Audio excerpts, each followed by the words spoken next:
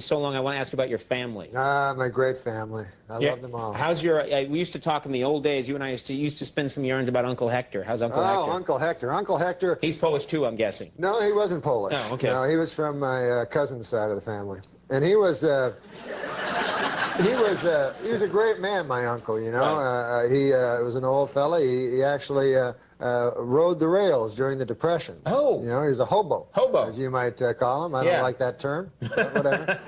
Tramp or whatever, yeah, what have you. Railroad bum. And, but he wasn't a bum. He was just out. He was a good, honest man during the Depression, searching for work. Yeah. You know, and you know, he had no money, so he'd travel the country trying to find work, and he actually rode the rails. Uncle Hector, and he told me it was an interesting story. He'd go through. This was in Canada, and there's a town called Kitchener in Canada, and the railroad cops were tough, boy. They were tougher than real cops. You know, they had a law of their own. The railroad cops. I feel like I should be tucked into bed listening to you. Anyway, a law of their own, those railroad cops. But there was not a railroad cop tougher than Kitchener Leslie. Oh, boy. He was well known. He was well known for beating hobos to death. Really? He'd find a hobo on his train, he'd beat him to death. He'd beat him to death. And so what the railroad bums would all do is, as Kitchener approached, of course, oh, hey, Norm, how you doing? So, wow, such focus on these stories.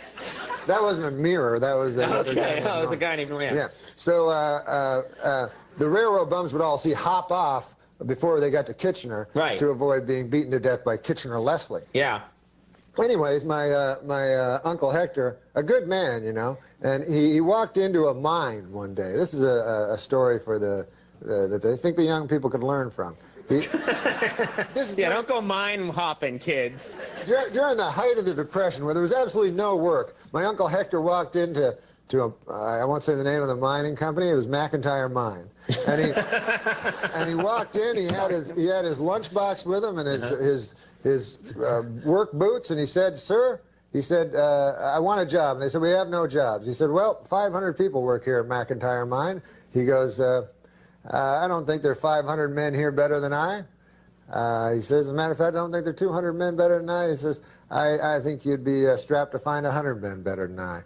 And by golly, he got the job. What do you think of that? That's a great story. Now, I'm sensing there's more. Now back to Kitchener Leslie. Yeah. The most dreaded. No. Uncle Hector.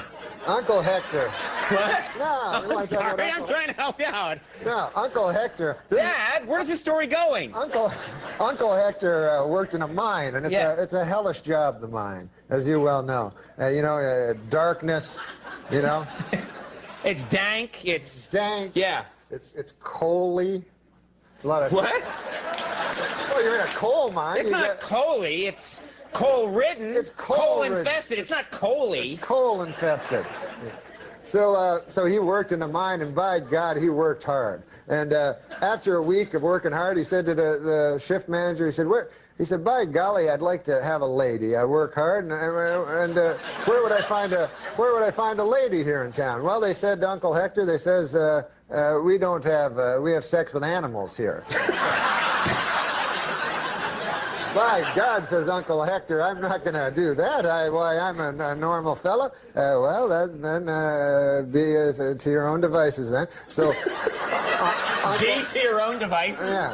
Wow. Uncle Hector continued working in the mine. He worked hard, and he worked long, and he worked for a low wage. But he was a man. And Uncle Hector, after a couple of weeks passed, he started to get a little itch, you know, as you and I say. Right. You know?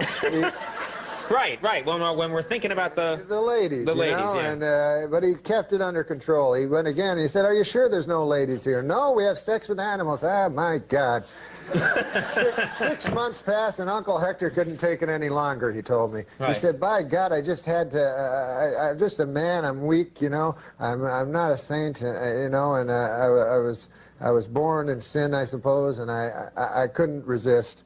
I just needed it." So he said he walked by a pasture, and there was a pig. Oh, God. Yeah, That's terrible. Yeah, it's terrible. And so Uncle Hector said, well, he said, I walked up and I began having sex with a pig. And he said, all of a sudden, he saw all the miners like around him, you know, looking at him. They go, Uncle Hector, oh, what the hell are you doing over there?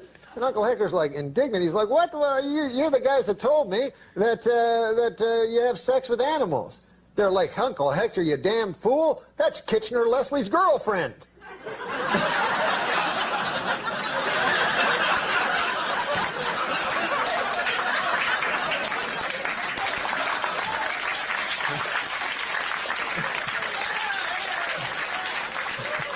Of all the animals. All the animals to have sex with. You don't want to have sex And now with with Kitchener Leslie's pig. girlfriend. No, that's terrible. Not Kitchener Leslie's pig. Kitchener Leslie's lady. Oh, yeah.